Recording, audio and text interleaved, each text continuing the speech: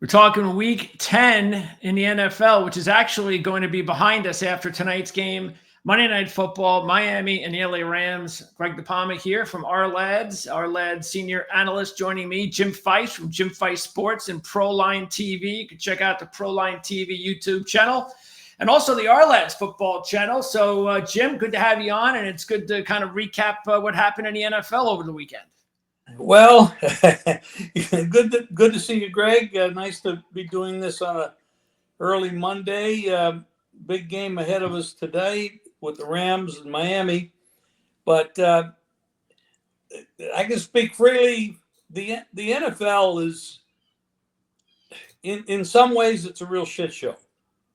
Yeah. Not only do you have terrible refereeing, yes, missed calls that don't exist, quarterbacks that can't play, coaches that can't coach. But not to be too critical, which I know that sounded very critical, some of these people are learning their jobs and they will get better in time, like we all have. Well, hell, I've been doing this for 6 decades, so it's taken me a while to get where I'm at. You know, you look at these games, the Giants in Carolina and Germany. I mean, I really feel bad for the people in Germany that actually sit through this thing, but they like to drink a lot of beer.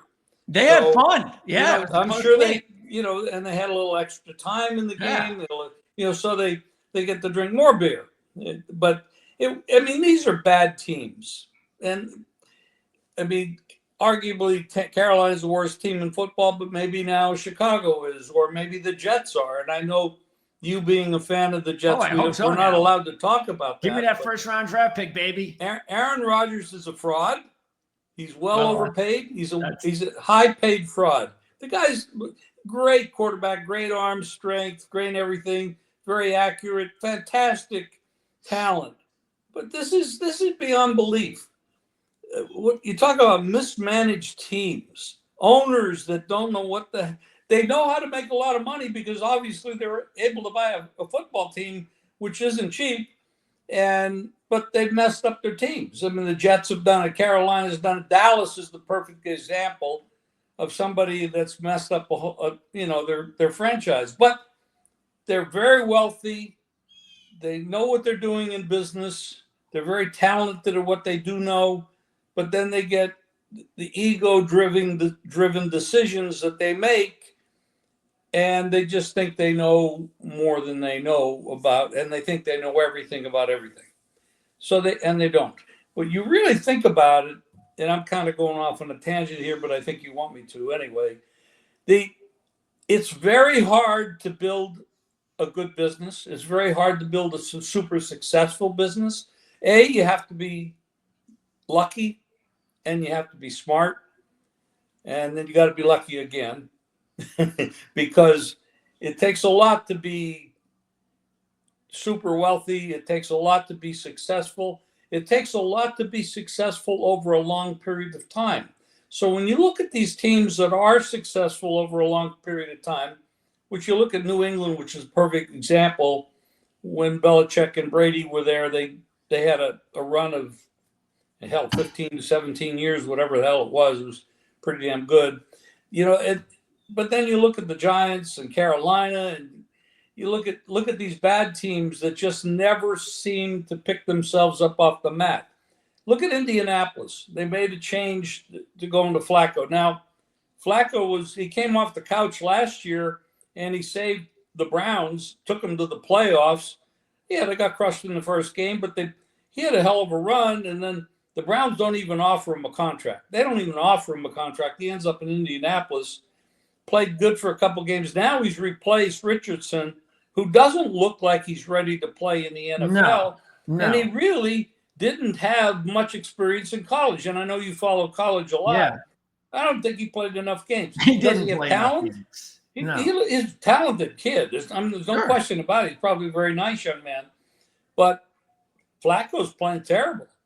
They're going to go back to Richardson this week. They're going to go back. They have to. Why?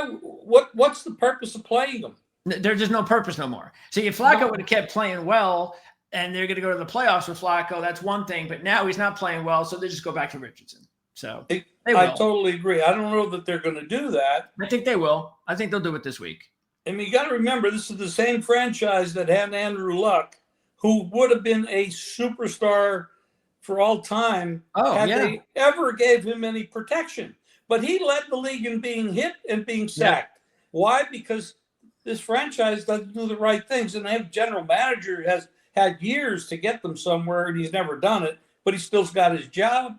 I'm not trying to take anybody's job away, but you're paid to do a job, and you're paid to be successful. That doesn't mean you're going to be successful every day, but over a period of time, there's enough time given, and you got to make a change.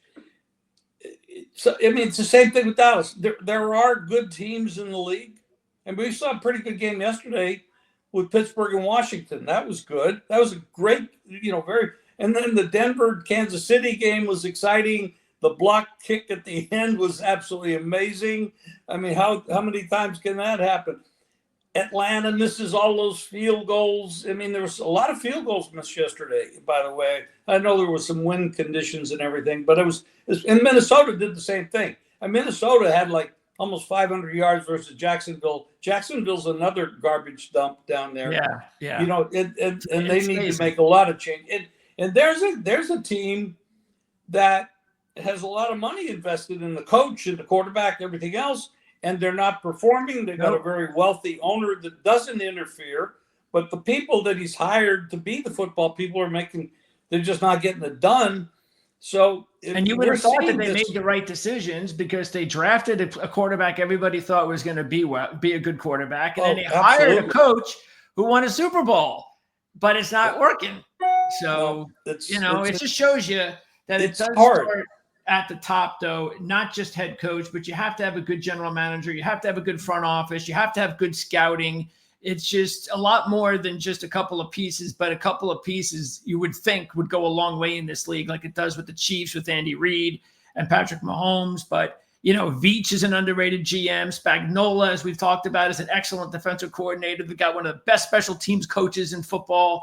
So it takes more than just those two head pieces, but it's a great start. Usually, that's what you need at least to get some sort of. Then on top of that, you got to multiply it by 32 because you got to do it on every team. So you got 32 head coaches, 32 offensive coordinators, 32 defensive coordinators, 32 quarterbacks, and 32 backup quarterbacks, and then you have to have an offensive line. So that's 32 offensive lines. And I mean, it is not easy to find that kind of talent and get it all grouped together where everybody gets along, everybody respects everybody.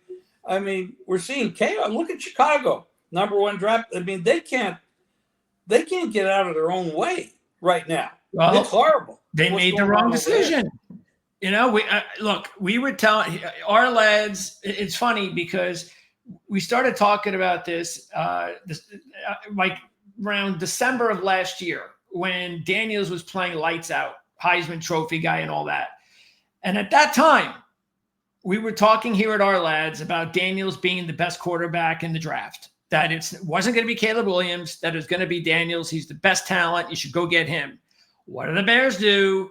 They go and get the shiny toy that everybody's in love with, Caleb Williams, and it's been a disaster. And then look how lucky, because it takes luck, like you said, look how lucky Washington was that they didn't take Daniels, that they just had to sit back, let them take Caleb Williams. They get Daniels, and now look at the Washington Commanders this season. Good. Look at the year before.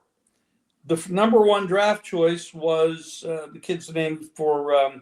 The quarterback for Carolina, Young. Yeah, right. Yeah. And look at who first pick. Stroud ends up in Texas. Second pick. Yeah. Okay. So in both cases, the second pick is better than the first pick. Yep. Okay. That's why there's a lot of luck involved, like you said. Some luck. And then, well, with Lawrence, look at what he had as his head coach when he came out of college. That was a mess. His first head coach there. That's true. Right. So he's had 3 head coaches, 4. I mean, offensive coordinators. You can't do that. It just doesn't work. You can't keep changing. But if you don't have the right tool, you got to change. So there's a lot of luck involved in this. So that's where I always laugh where people at the beginning of the year, and still even to this day, you can bet on over and under wins for the year, and people tie up their money making these bets for 6 months. They put money out there.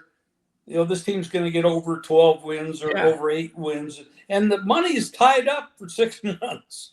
Whether you win or lose, it's tied up. You don't have use of that money anymore, unless, of course, you're betting on credit, which is very unusual anyway. And then all this garbage happens in the middle. Nothing you can do about it. Yep. Now your money's tied up. I mean, look at Pittsburgh. Pittsburgh goes out and gets Russell Wilson, who, by the way, when he came out of college and went to Seattle, I was very high on this guy. And when he got there at Pete Carroll, that all worked so well. Go to the Super Bowl, win the Super Bowl, and then that crazy play where they should have won the second Super Bowl and they didn't. But in any case, it was amazing what they were able to do there. He goes to then it was terrible. Then he was off. They wanted to get rid of him. He ends up in Denver, and they couldn't do anything. He was horrible there too. Now he goes to Pittsburgh under a very strict head coach. Yep. And guess what? He looks like Russell Wilson again. Yep. He's doing what everybody thought he could never be able to do again. But it just shows you what coaching does. Absolutely. And can do. And that's why if Russell Wilson was instead on the New York Jets, he would be looking like Russell Wilson on the Denver Broncos. So probably right, because the New York Jets are one of those organizations that can't get anything right. Yeah, their coaching staff is as bad as it is in the NFL. They have got so much talent, which is the reason that they keep getting. I know it has a little bit to do with Aaron Rodgers, and I get it. But the fact that they're favored every week is just so ridiculous. And they keep getting blown out by Arizona and Pittsburgh, teams that are clearly better than them, yet they were favored on game day, which makes no sense. But it's because they are a talented team. The fact is, talent does not win. You have to have good coaching. The Jets are as bad as a coaching staff as there is in the NFL. They're going nowhere this season. That was proof. I think they caught Houston off guard. It was a short week. They weren't playing their best football. So that was just one game, one half situation. And it's unfortunate for Jet fans. But look, if Woody Johnson, the thing I'm a little bit concerned with there is whether or not he's going to completely clean house, or is he going to let Joe Douglas keep his job, which he should, because he has drafted a lot of talented players. It's not his fault that he has a really bad coaching staff. Maybe part of it is, but it all depends. I'm not there in the meetings. I don't know who's making these decisions as far as who's hiring who and who, but so forth and so on. But that's the thing. You have to make sure that your owner, first of all, if he's not a Budinsky like Jerry Jones, I think Woody Johnson is like one of these guys that's just an average owner in a big town that wants to win, and he'll make rash decisions. But for the most part, he's nowhere near like Jerry Jones. He's not an instigator. If you do a good job, he's going to stay away. He's not going to get involved. But the team has been so bad that he gets involved. And when he gets involved, people say, well, you're getting too involved. So he certainly isn't cheap. He pays not a lot of money. Yeah. This guy is putting out money. He cares. He wants to win. But the decisions now, look at their defense. Their defense was really good. And then they figure, we got quarterback problems. They draft, Wilson, that didn't work out. Yep. And the backups didn't work out. And they go, we're going to get Aaron Rodgers. But the problem is Aaron Rodgers is, first of all, he's a good-looking guy with a lot of talent and a lot of money. Yeah. And he's older, and he's not Tom Brady at 40 years old. No. He took care of his body, ate right, worked out right. This is a different human being. And when you look at him, he doesn't have the same dedication. But also they have offensive line issues, and it takes a lot of good decisions and a lot of luck to make this work. Now, they get rid of Saleh, who, by the way, Saleh is a very, very good coach, a defensive coach. Yeah. Okay. He comes from the Niners, for God's sake. Oh, yeah. Okay. And their defense was really top-notch. The Jets had a really good defense. They get rid of him, their defense has fallen off a cliff. Absolutely. Now, Everybody. even though he was a head coach, not Yep. the defensive coordinator, he had a lot of input. But they're a disaster. Yep. Arizona scored 31 points. They didn't even need 4 quarters to do that. They're starters. This is unbelievable. And by the way, isn't this an important topic, though, to let people in on regarding? I know you especially Mark Lawrence, who really a lot of his picks has a lot to do with numbers. He goes and nobody does a better job of getting historical numbers and putting them together and making sense of them and making them work. And then there are other handicappers that go with different philosophies, and you have your philosophy. But one philosophy or one aspect that's very important is to have a pulse of a team during a certain part of the season, like now. Like, which teams look like they just have no confidence? Dallas Cowboys, New York Jets. We can go down the line. Teams that why would you want to invest money in teams that are fragile psychologically? That's something at this time of year that's very important to keep an eye on. No question. Now, you take a look at New England is going, they're going to play. They played Chicago yesterday. Chicago scored 3 points.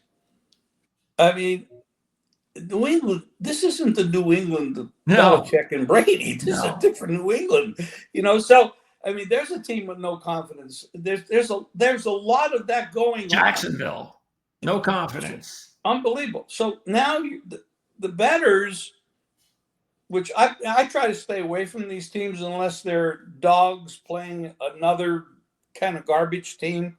Like I had Carolina plus the points yesterday. Because why should the Giants be a 7-point favorite over anybody? 6.5-point favorite. How can you make the Jets favorite at Arizona? How can you make the Giants favorite by almost 7 over anybody? Yeah. I mean, you look at that and you say, this doesn't make sense. Yeah. And it really doesn't. I think a lot of people bet because the numbers. They don't even look at the teams. They look at the numbers and they say, that's too much. And but professional bettors, there's a group of professional bettors like that look at. They don't even look at the team's names. Yeah, they look at numbers. It's all about stats, analytics, stats. And like Mark handicaps by using a lot of trends and going back years of what happens after this team plays this team. And Mark has had a successful career doing that. I'm kind of a loose cannon. I look at games because I watch every game. Sometimes I watch the same game 3 times just to see what I'm missing from the offensive defense. I'm an old school guy. Well, I've been in the business 60 years almost. Damn near 60 years. Yeah, I'm an old school guy, of course. So blocking, tackling, catching, throwing, who handles pressure well when the offensive line doesn't protect you. And all that stuff, and that all matters to me. So, and I don't look at history very much at all, although I do read it. I mean, I read the playbook every week. I read the gold sheet every week. I read everything. I'm a voracious reader. But I put it in here, and then I put it in with what I saw. Now, I haven't had last year I had a super great year up to the midpoint. This year I've had a kind of a marginal year. Now I'm on a pretty good streak. The last 34 plays, I'm 24-10 in all sports that I'm doing right now. So that's a good streak. But this is how it goes. And when you're a sports bettor, and I've been like a six decades, every dollar that you make today, it's not like taking a paycheck and taking it home and put it in the bank and paying your bills.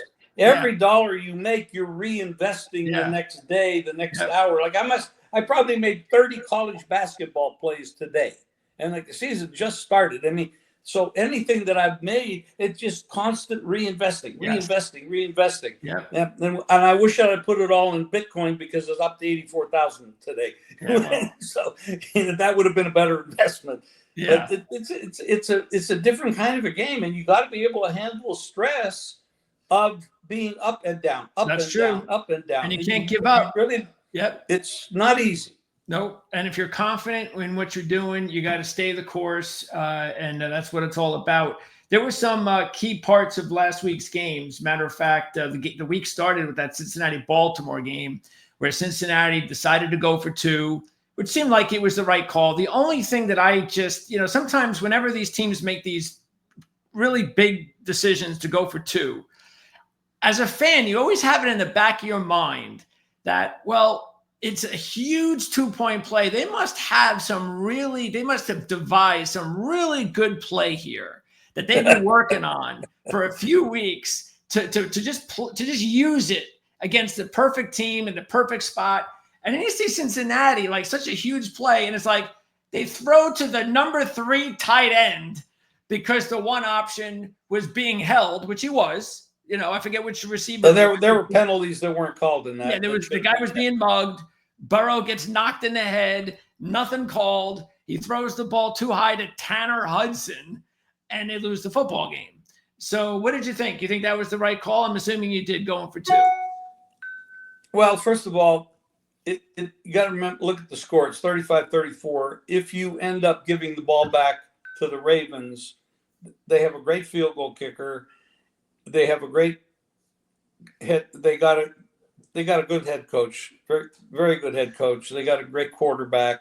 They got a running back that's just dynamic. He's huge. The man's almost 300 pounds. He runs like a deer. He's incredible. So and they weren't able to stop them the whole game. No. So if you give your defense is probably not going to be able to hold them. Now you go back a different game, which was earlier, I think the same week, where Tampa Bay was at Kansas City, and they had the same situation, and they chose to kick the extra point and go to overtime. And I thought that was a huge mistake. Yeah. And I'll tell you why. First of all, you're on the road and you're in Kansas City. So, you to some degree, the refs are influenced by the crowd noise and all. I mean, to some degree, I don't know to what degree. Not that home field has that big number that used to have years ago as an advantage. But if you kick that extra point, you're going to overtime against who? Oh, the same team that won 2 Super Bowls. Yeah. You got Andy Reid and Spagnuolo, and you got Mahomes, and you got Kelsey, and you got all that stuff going on. Now I'm going to play an extra period, basically, against the best in the world. Yes. Why the hell would I want to do that? I mean, I went into the game a 9-point underdog, so damn well you really are fortunate to be in this situation. And one play, especially when the team that's leading your division is already ahead of you by 2 games, if you want to catch them, you need to win this game. And you're fortunate to be right there, one play to do it. And they kicked the extra point. But that's the head coach is a conservative guy. Yeah. Yeah. And I thought it was a huge mistake. I think that Cincinnati had a different situation because, A, they're not as good in many ways as the team they were playing, and they had not been able to stop them at all. No. And you can't, and the Ravens' number 1 offense, I mean, you're not going to stop them. Yeah. Hardly anybody stops We them. don't even know if they got the 2-point conversion. If Baltimore, they had 35 seconds. They could have gotten to field goal range and won the game in regulation. That's the other factor. If you give them 30, I think it was actually 38 seconds. Yeah. You give Mahomes 38 seconds, and all they need is a field goal to beat you. Even if you get the 2-point conversion there, you're probably going to lose anyway. So the timeout that he called at 38 seconds was a mistake. Yes. If he was going to go for 2, he should have let it go down to like 10. Yeah, just in case. Yeah. Just in case. Because now if I get to 2, they're not going to have enough time to move the ball down the field. Yeah. Again, I think they made a lot of mistakes in that. To me, it was the call. I don't understand the play call. I don't understand that this is what you devise on a big 2-point conversion. Is your second option is the number 3 tight end? I mean, come on, you got to come up with something better than that. And then speaking of Tampa Bay, and also speaking of former Cleveland quarterbacks, it is just so great to see what Baker Mayfield has become. Because what he did on that final drive And they didn't win, but they almost did. But what he did to get that team in position to win that game, you couldn't get him on the ground. It was amazing. He is, first of all, in college he was a great player. Then he got drafted. He goes to Cleveland. Well, Cleveland is not known for having great coaching, great leadership. They've been a mess for as long as I've been in this business, which is 6 decades. They've been a mess. 2 years ago, they had a roster that actually could have gone to the Super Bowl. They were good. Yeah. They had offensive line, running backs, everything going. They were on the rise. Baker was on the rise. Then the owner comes along, and he says, I got this guy over here that's got 27 charges against him for sexual something. Oh, yeah. Not criminal charges, but civil charges. They never charged him criminally. I'm going to pay him $253 million, and I'm going to guarantee the whole goddamn thing. Yeah. Okay. So is that the formula? Have all these charges against you, be a decent quarterback, and I'm going to get $253 million. Are you crazy? See, this is the kind of garbage that's up. You got these rich ego guys that have done so well in their businesses, and they think they know everything. Yeah, you can't tell me this is the same group that drafted Johnny Manziel, who everybody knew was nothing but a partier in college and was too small to play in the NFL and never dedicated enough to play in the NFL. But they drafted him number 1. Well, look, they got it right with Baker. The problem is, and you just talked about it with Luck, is after they made the playoffs and finally broke all of those years of not getting to the postseason, they get to the postseason with Baker and everything is looking bright for the future of the Cleveland Browns. What happens? Baker gets hurt. And as soon as that happened, for those 2 years, he was a mess. And then all of a sudden he's a bust. And then everybody's hearing it. He's hearing it. They get rid of him. They feel this is the best thing for the franchise. Let's just get rid of him. And look at what he's become now that he's healthy. And who knows how things really, because keep in mind, the same guy who's the coordinator for him right now was also on the staff as with the Rams the year Baker was there, because Cohen was I believe he was the coordinator for McKay that year. Then the next year, the first year Baker was in Tampa, Cohen went to Kentucky for a year. The second year, it was this year, Cohen became the offensive coordinator of the Bucs. But that is something that they developed the relationship in Tampa somehow. I mean, in LA, and it must have been a good one, obviously. And Baker got healthy, and now look at Baker. I mean, it's a great story, but it also shows you how luck comes into play, because if Baker never got hurt, he would still be probably the quarterback of the Cleveland Browns, and maybe the Browns would be playing back-to-back postseasons. That's a stretch. You're talking about the Cleveland Browns. But they were good then. They were a playoff team last year, as we talked about. Playoff team with Baker the first year. Using 5 quarterbacks last year. 5. Yeah. Flacco got that was impressive. There. 5 quarterbacks. That's it. So what did you think about another game that you talked about, Pittsburgh and Washington? Crazy game, because you had those special teams coming into play left and right. They're going for a fake punt on their own 10-yard line, which obviously everybody would have loved if it would have been successful. You also had the muff for Washington that evened things out. You had all sorts of bunch of crazy turnovers and so forth. You got the fumble on the 1-yard line by Pittsburgh going in. Yep. Fumble. Yeah. And yet Pittsburgh found a way to win the football game. It was a very good football game, and it was 2 really good football teams who maybe we'll see them again in the Super Bowl. Who is better at scratching out a 1, 2, or 3-point victory in grinder out games than Tomlin? He's also very underrated. It's amazing how the people just don't look at him as this really good coach. He never has all the best tools. He just does a great job with what he has. You look at his quarterbacks, other than Roethlisberger. Yeah, that's it. I mean, you got to go back a long way.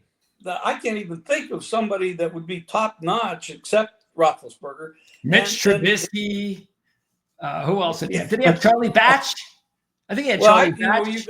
got to go back 15 years. He's been there 15 years, so it's been a lot of marginal quarterbacks. But it has. And now with Wilson, you got a 2-time Super Bowl quarterback that had and still obviously has a lot of talent, but needed the proper coaching.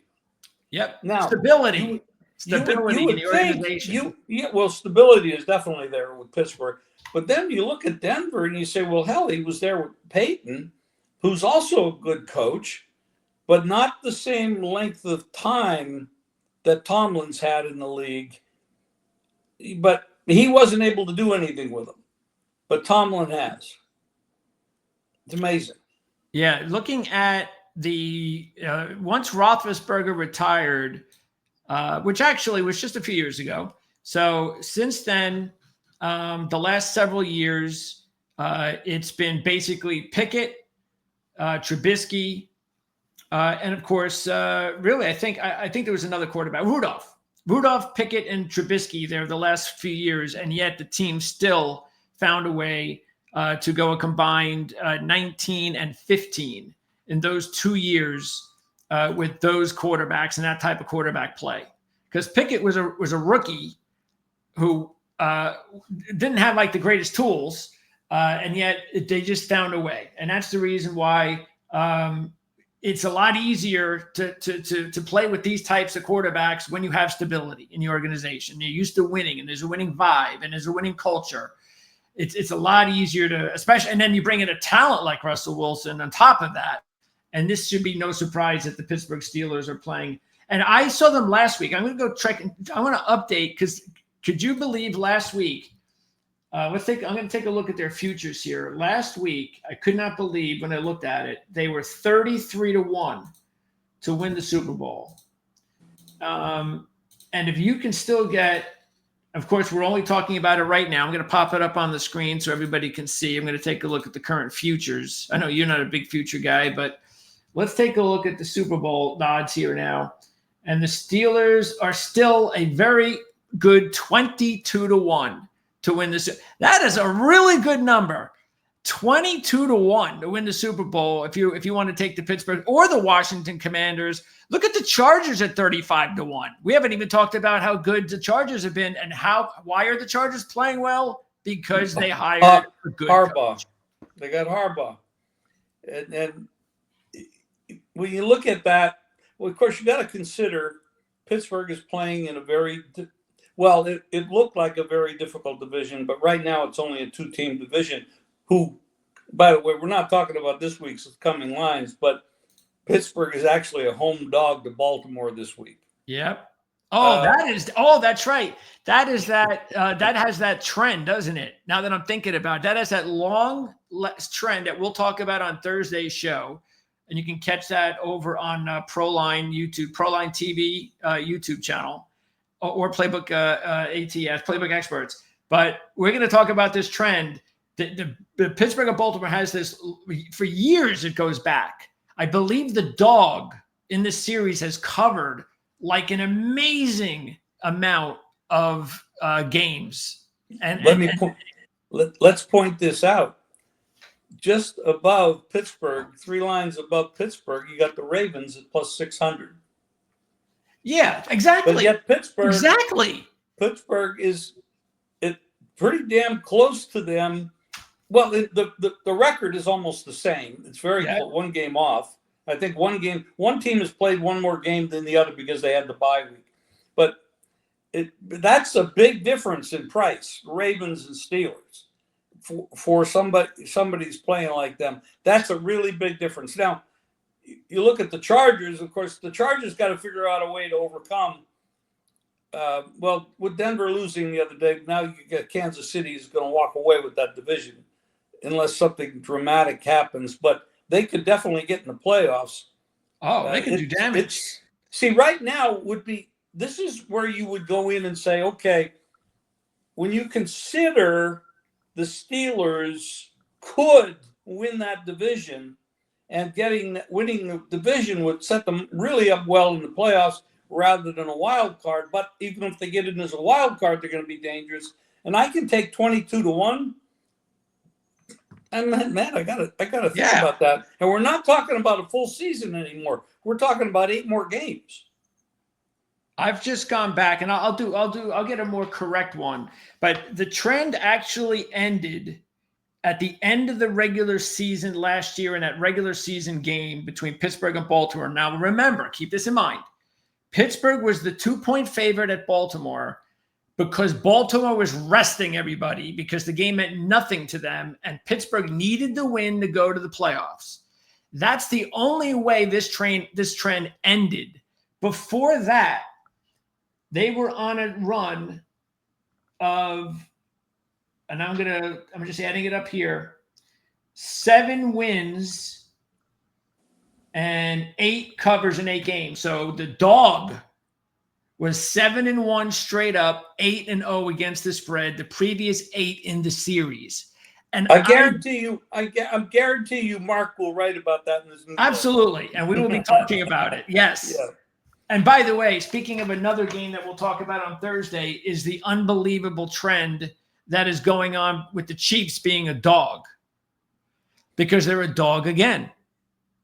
And the Chiefs under Andy Reid as a dog, I believe, I don't even know if they've ever lost, because we talked about it with the San Francisco game just a few weeks ago. It was like, how can you not take the Chiefs? Look at this record. Andy Reid is a dog. He never loses. He never loses to Shanahan too, but that was the different thing.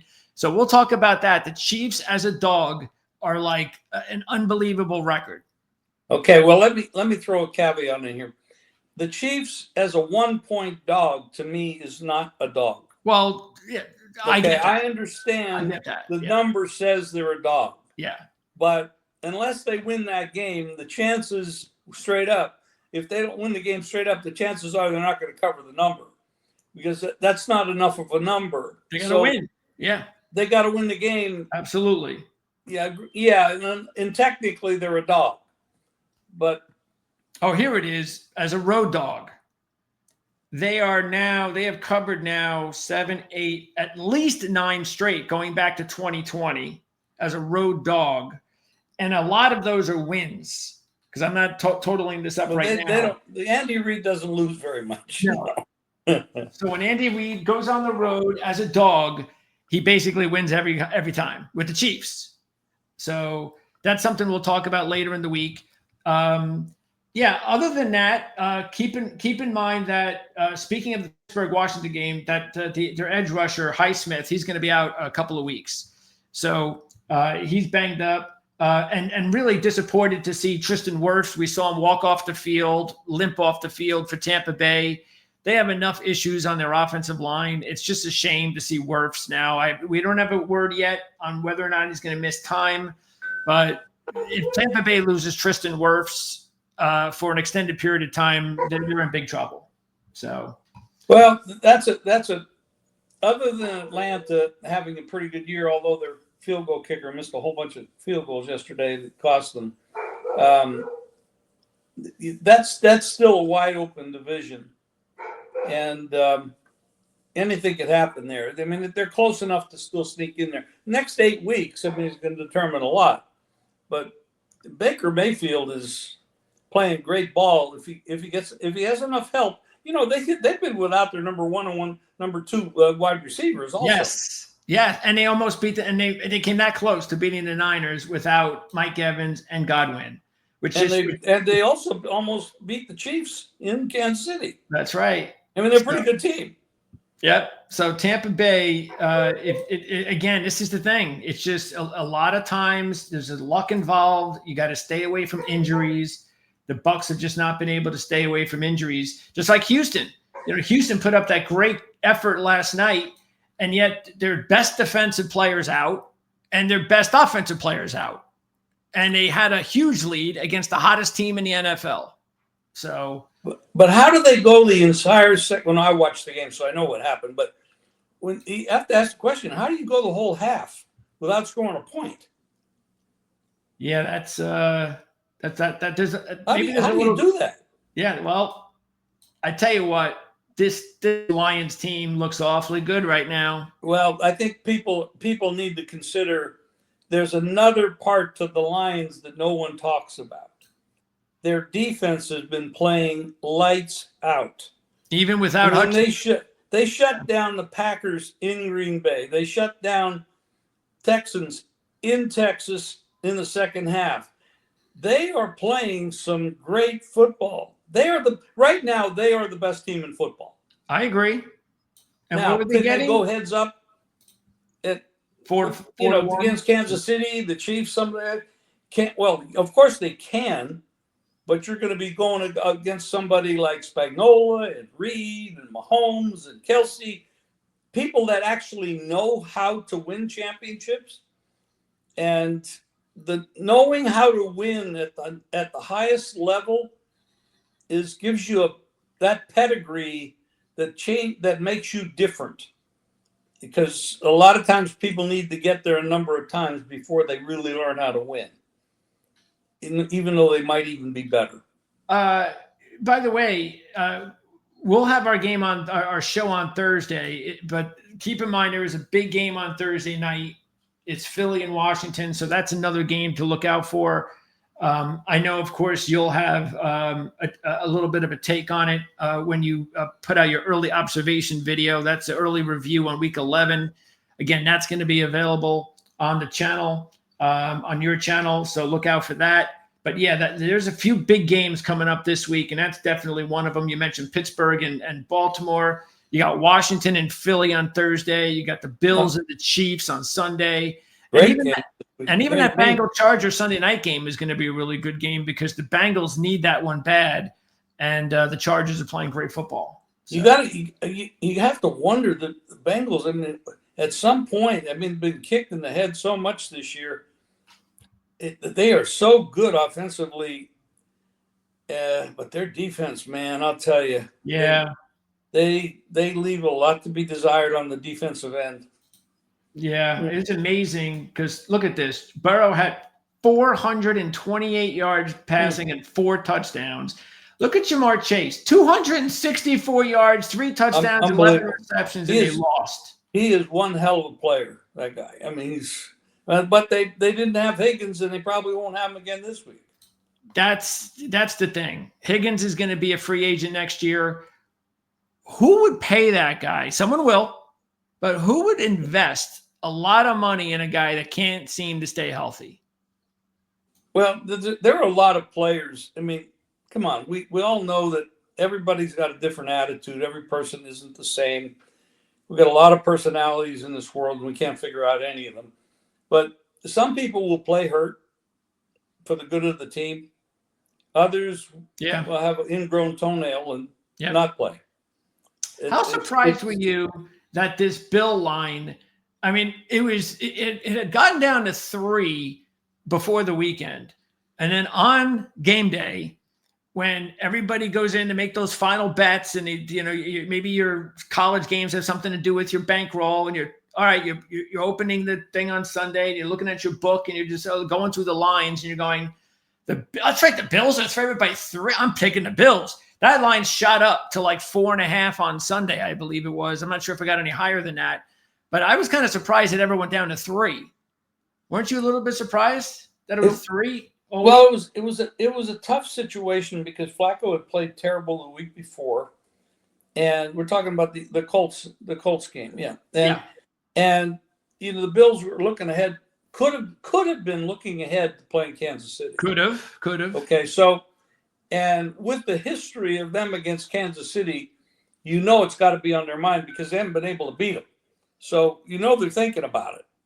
And this is a non-division road favorite at the Colts who were looking terrible, and they're fighting to try to win. But I'm shocked at how bad Flacco is playing. Yeah. Compared to he played a couple good games for them, and then, of course, last year. But there is an aging issue. And you also have different coaching issues, but I'm shocked at how poorly he's playing, and we both agree that basically the way he's playing, they should put Richardson back in, even though the kid really isn't ready to play at this level yet.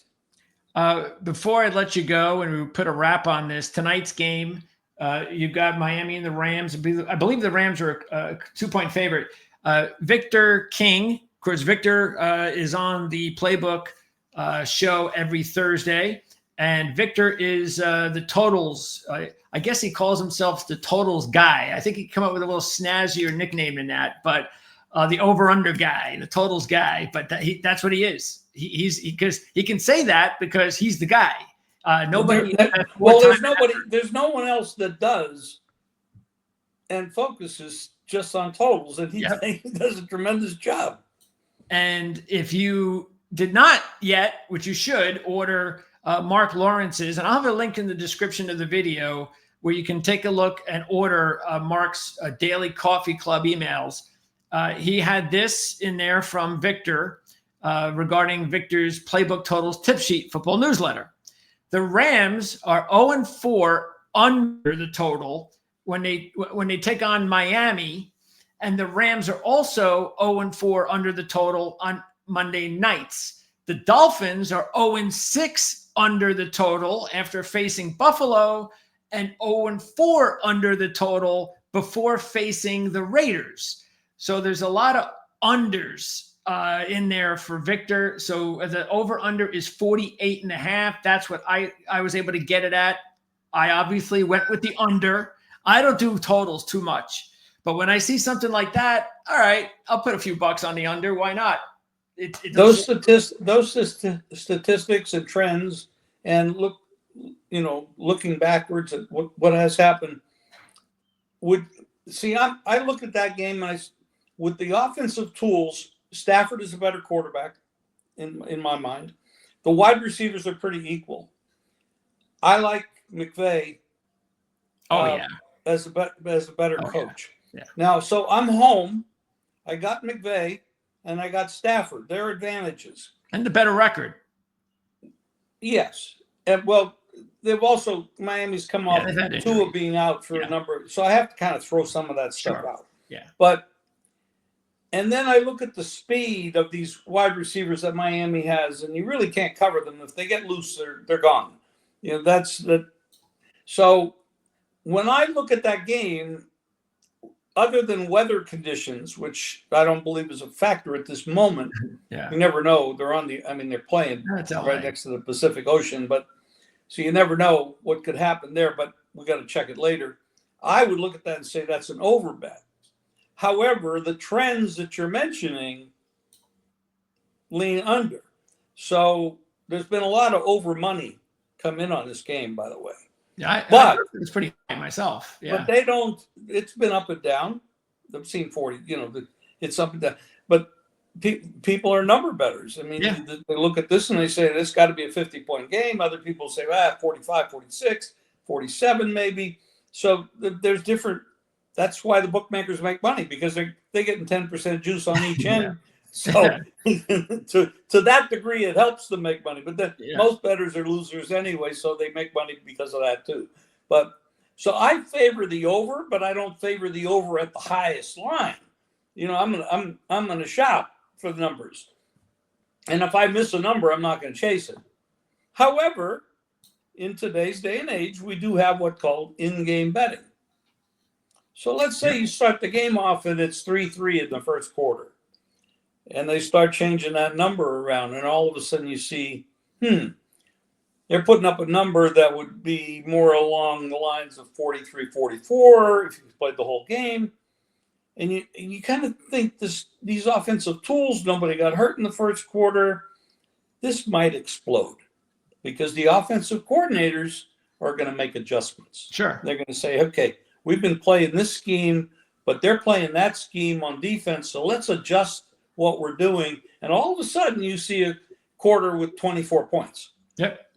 So now you're up to 30 at halftime, which obviously you got a bargain.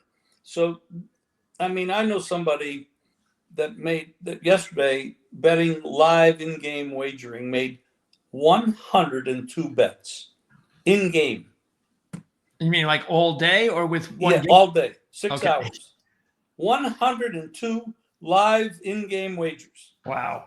I mean, this person's a maniac. He's got 6 screens. And I can nobody imagine. won't answer their phones, and he's betting everywhere. And 102 bets in 6 hours live. Well, I hope he made a lot of money off of it. He did, actually. Yeah. He doesn't lose very much. Yeah. He's pretty good. By the way, the Rams, believe it or not, as good as we've been touting the AFC, and the AFC still might be have the better teams, but or at least the top teams. The fact is that the NFC has a better playoff picture because the Rams and the Niners are on the outside of the playoffs. Right now, the Niners are a game behind Green Bay, and the Rams are a game and a half behind Green Bay. So this is a big game for the Rams. And it's also huge for Miami because this would put them at 3-6, and that would move them to just a half game behind 8th place Colts and Cincinnati, and put them a game and a half behind Denver for the final spot. And considering their schedule is pretty simple, the second half of the season, Miami, and with Tua back, it's a big game for them too. So it's a big game tonight for both teams. Keep in mind, it's very important, Tyreek Hill, from what I've heard, is a game time decision. And that's huge. That's huge. Especially now, with the total. If you could get a little information that he wasn't playing or would play at maybe 60 or 70% of who he is, that would help your under. Yeah, absolutely. Because that's why he is absolutely impossible to defend if he breaks loose behind the defense. You can't stop him. You can't get him. I was trying to find out in the last closing minutes or the last hour if I know you weren't paying a lot of attention to college this year, but the Georgia Tech Miami game, because Georgia Tech had their starting quarterback out. He hadn't played in like 3 weeks. Haynes King, he's everything to that offense, everything. So it was now a game time decision, and the line was like 11 all week, 11 and a half. So I'm getting no news. I'm on the internet. I'm trying to find any news I can get. I'm getting nothing. So finally, I go to my sportsbook account. It's about a half hour before the game, and I see the line is now 9. I got my answer. I didn't need any. Somebody knows something somewhere that he's playing, and that's all I needed, because I went with the money line anyway over the 9 because of the fact that I like Georgia Tech as a dog. They've had a lot of upsets the last few years with this coach, and last year they had some key upsets, and Miami was vulnerable. Everybody knew it. But anyway, that shows you another way that take a look at the line. Look at the line tonight. If you don't hear anything, well, what is the line can tell you whether Tyreek Hill's playing tonight, half hour before the game. So if you see that early drop, there's always somebody that knows something. Yeah. So, all right, Jim, appreciate your time. Look forward to, I thought we had a nice little run here, something we can do every week. I think that'd be a lot of fun. It is a lot of fun. I enjoyed it a lot. And it's good talking to you about sports. And when we get to the final 12 for college, I will get involved. Okay. Because it's easier to do 12 teams than it is 200. Well, you can't miss the first 12-team playoff, Jim. I'm not going to. And you know what? The reason I backed off this year is because of the realignment and all the things. Transfers. A lot of your traditional stuff went away because of it. And I said, I'm just going to focus on what I do best. I mean, baseball's always been good for me. NFL's always been good. And then college basketball, of course. And I said, well, I'm not going to try to figure all this out without any history between a lot of these clubs. And I said, well, I'm just going to take it easy. I'm going to follow some people. And there are some people that work really hard at it. And I help them with the pros. They help me with the colleges. And I've had a pretty good college year without doing any work except following them, which I kind of like this. There you go. So, and then I've been a little bit disappointed at chopping all the time in the NFL, but this week was excellent. So it's maybe it's turned around now. Well, and there were some really fun games in college too. Watching BYU win that game late on Saturday night was crazy. Awesome atmosphere in Utah. Watching that rivalry. Oh, that is a hell of a rivalry. Yeah, that really is. And by the way, did you happen to notice how that game ended? No, I did not. Yeah, there was BYU had Utah's defense. The crowd's going crazy. Their defense was just on top of BYU for the last quarter. The guy was running for his life the whole quarter. They're deep in their own territory. They're at their own 10. It's 4th down now. They haven't had a successful play in like a quarter, and they're going down. He goes back to pass. This linebacker comes shooting in, basically just tosses the running back away, knocks the quarterback down, incomplete pass. Everybody's going crazy. Flag. The defensive, the cornerback for Utah had held the wide receiver during the play. BYU 1st down. What does BYU do? March down the field, kick the game-winning field goal, and won the game as time expires. The kid, you know what? Undefeated. There's a room at Bellevue in New York. It's called for insane sports bettors.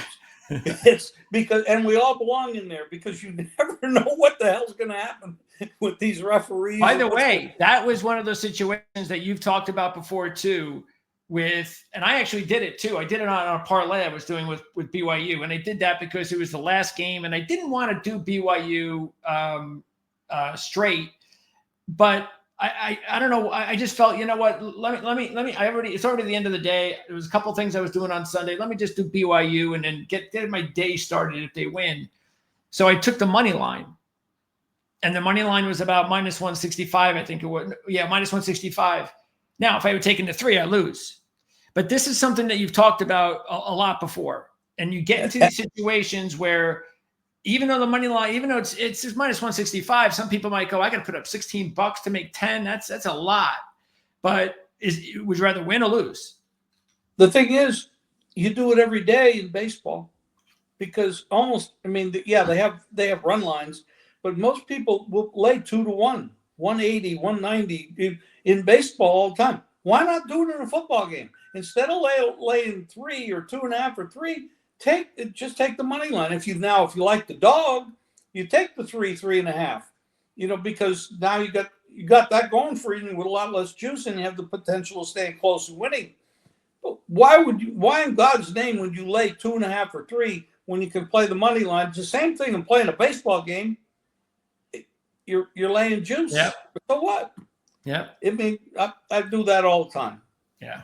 So anyway, we're out of here. We'll see everybody again on this particular broadcast next Monday. For all the other videos you can watch this week, not only, of course, on the Our Lads football channel, which I'm going to start doing a lot more player videos to take a look at the 2025 NFL draft, and also just get everybody up to speed on what's going on in college with a lot of players and a lot of really interesting players that maybe you don't get an opportunity to keep updated with. But also, of course, Jim's going to have his videos, which you can check out over on ProLine TV, the YouTube channel, Playbook Experts YouTube channel. Check out our show on Thursdays with Mark Lawrence. And then we'll be back again here next Monday. We'll do this again. So thanks a lot, Mark. Thanks a lot, Jim. Appreciate it. Well, I appreciate this too. I had a lot of fun. Good talking to you. Good luck, everybody.